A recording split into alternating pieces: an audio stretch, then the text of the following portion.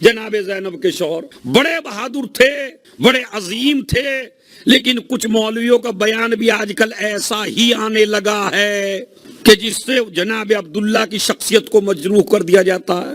جناب محمد حنفیہ کو ایک بیچارہ جس کی کوئی اوقات نہیں ہے، خالی نماز کا بھی ٹھیک سے پابند نہیں ہے، وہ جناب محمد حنفیہ کو گالیاں دے رہا ہے، دے رہے نہیں دے رہے؟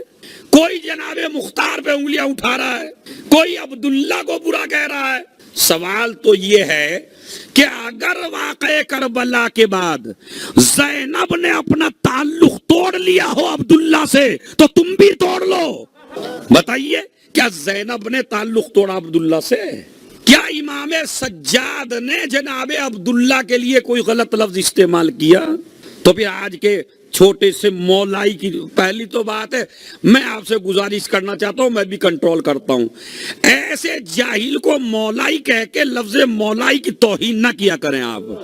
یہ مولائی کا لفظ اتنا پیارا لفظ ہے اور آپ بول رہے ہیں بالکل جاہل جٹ کے اوپر، جسے دین کا کچھ پتہ ہی نہیں ہے، خالی دیندار بننے کا ناٹک کر رہا ہے۔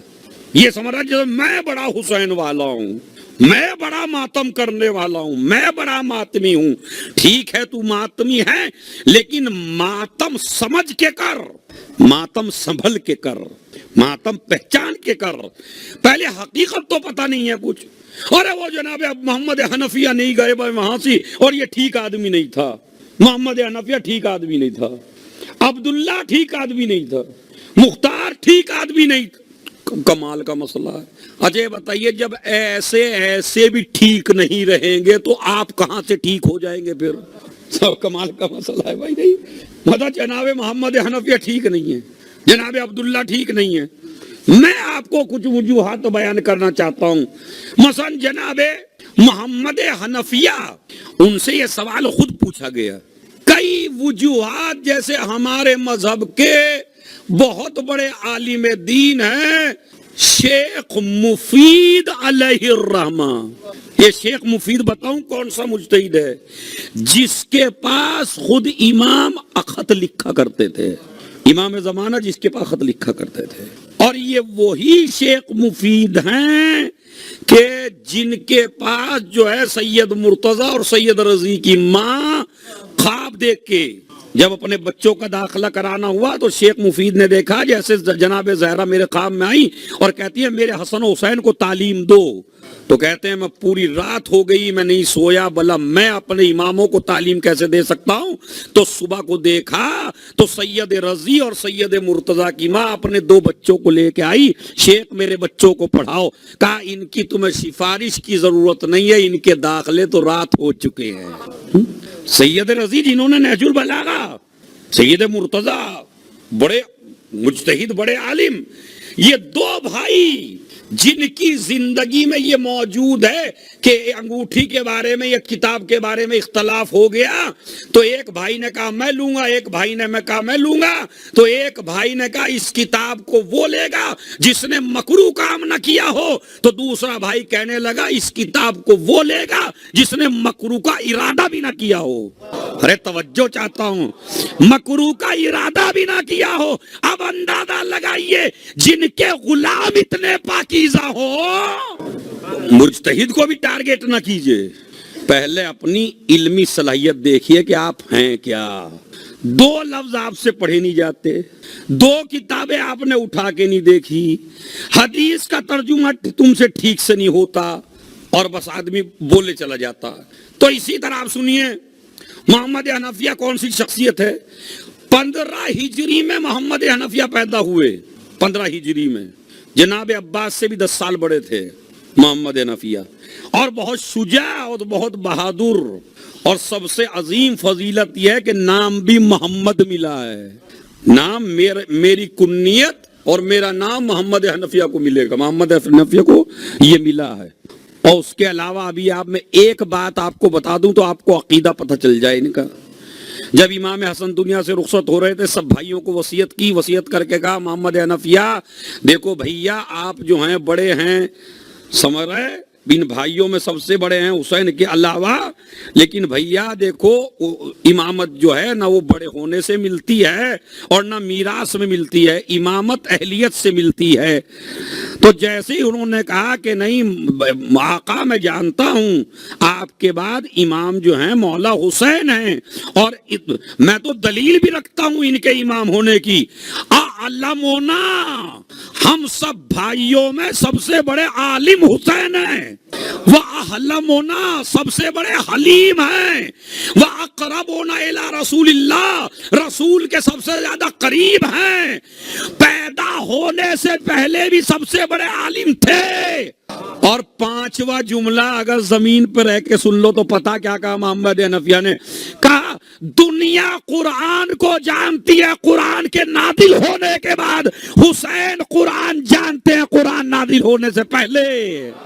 تو ابھی آپ نے دیکھا، اب جس کا ایسا عقیدہ ہو محمد حنفیہ کا امام حسین علیہ السلام کے بارے میں، اور پھر ایک عقیدہ اور بیان کر کے بس میں آپ کی بات کو پھر آگے لے چلتا ہوں کیسے، تاکہ محمد حنفیہ کے چہرے سے یہ غبار صاف ہو جو آج کل ہمارے لوگ لگا رہے ہیں اور نہیں سمجھ پا رہے ہیں۔ ایک دفعہ جنگ ہو رہی ہے، جنگ ہوتے ہوتے مولا علی نے کہا محمد حنفیہ بیٹے جاؤ تم جنگ کرو۔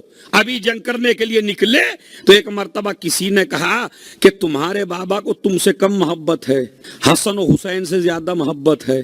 محمد حنفیہ کا کیا دلیل ہے؟ اچھا دیکھیے، لڑانے والے بھی کتنے خطرناک ہوتے ہیں، جو بیٹے کو باپ سے لڑا دے، یعنی ایسے بھی شیطان ہوتے ہیں۔ آج بھی ان شیطانوں کی کمی نہیں ہے، بھائی کو بھائی سے لڑا دیں، شوہر کو بیوی سے لڑا دیں، بیٹے کو باپ سے لڑا دیں، یہ کسی کو بھی لڑا سکتے ہیں۔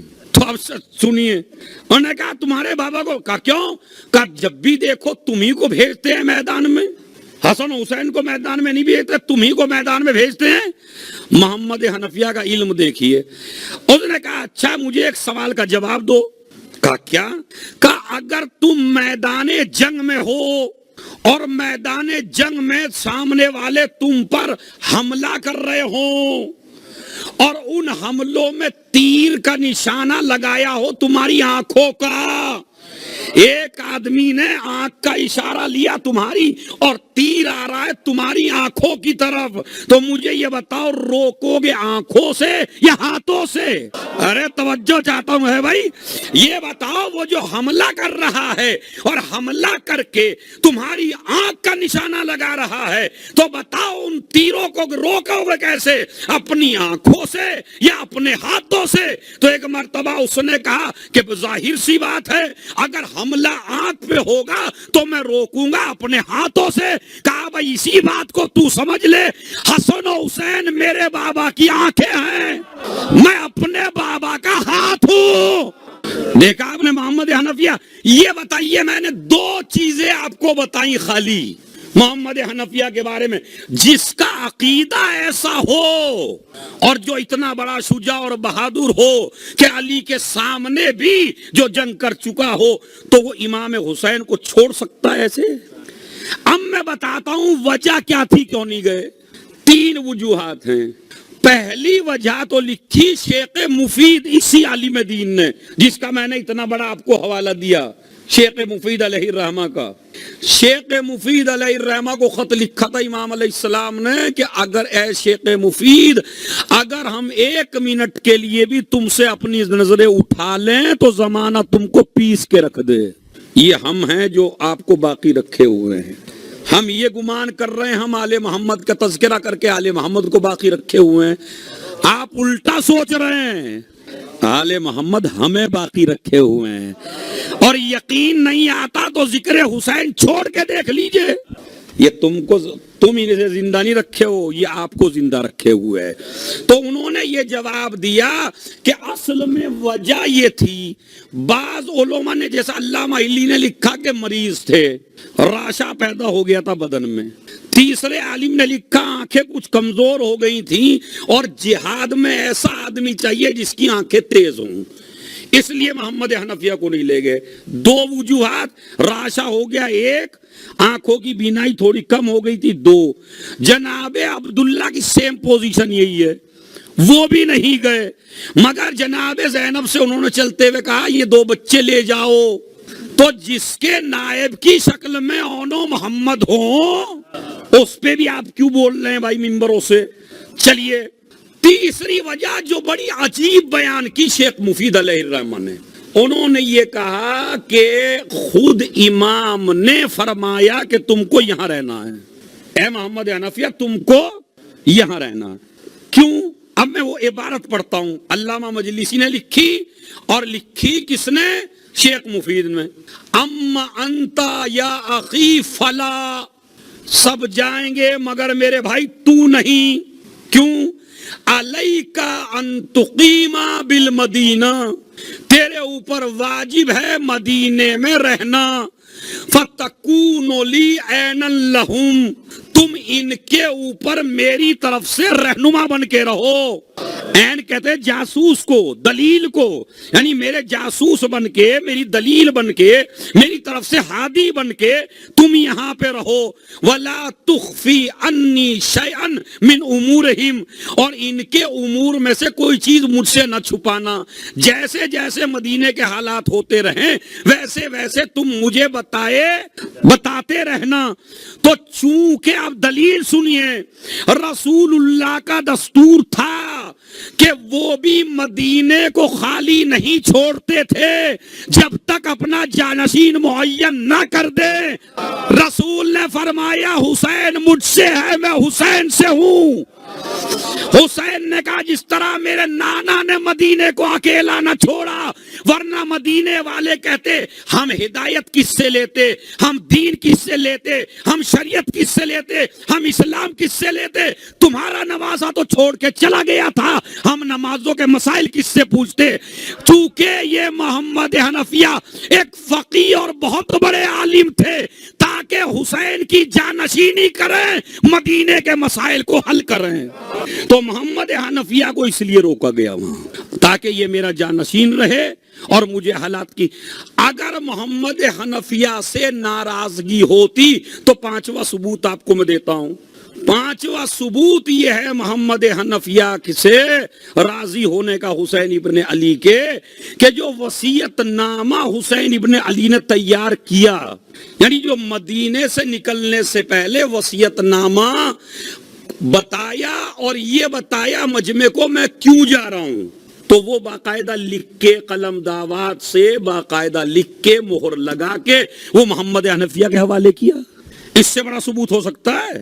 یہ جو حدیث، وہ حدیث سن لیجئے، انی لم اخرج عاشرا ولا بطرا ولا مفسدا ولا ظالما انما خرجت لطلب الاصلاح فی امت جدی رسول اللہ صلی اللہ علیہ وآلہ وسلم اريد ان امر بالمعروف وانهى عن المنکر واسیر بسیرت جدی وابی الا وان الحق لا یعمل علیہ وان الباطل لا یتناہى عنہ۔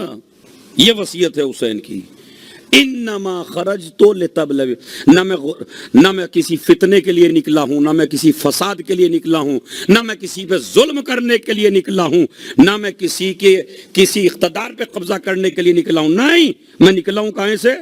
نہ فساد کے لیے، نہ تکبر کے لیے، کسی چیز کے لیے نہیں۔ انما خرجت لطلب الاصلاح، میں اپنے نانا کی امت کی اصلاح کے لیے نکلا ہوں۔ کیا کروں؟ اريد ان امر بالمعروف، میں یہ چاہتا ہوں کہ میں نیکی کا حکم دوں، یہ چاہتا ہوں برائی سے روکوں۔ کیوں؟ اس لیے کہ اب برائی سے روکا نہیں جا رہا ہے، اب نیکی کا حکم نہیں دیا جا رہا ہے، اور میں چاہتا ہوں اپنے نانا کی اور اپنے بابا کی سنت پر عمل کروں۔ یہ امام حسین نے وصیت نامہ پہلے ہی بیان کر دیا تھا اور محمد حنفیہ کو دے دیا تھا۔ بھئی اگر ناراضگی چل رہی ہے تو آپ انہیں کیوں دیں گے؟ صحیح ہے۔ چھٹا جواب محمد حنفیہ کے کربلا جانے کا یہ ہے کہ مولا جب پوچھا گیا محمد حنفیہ سے کہ امام حسین نے تو آپ کو دعوت نامہ نہیں دیا جانے کا، آپ خود کیوں نہیں جاتے؟ کہا میں کیسے چلا جاؤں، میرے بابا نے تمام شہداء کے نام مجھے بتائے ہیں اور اس میں میرا نام نہیں ہے۔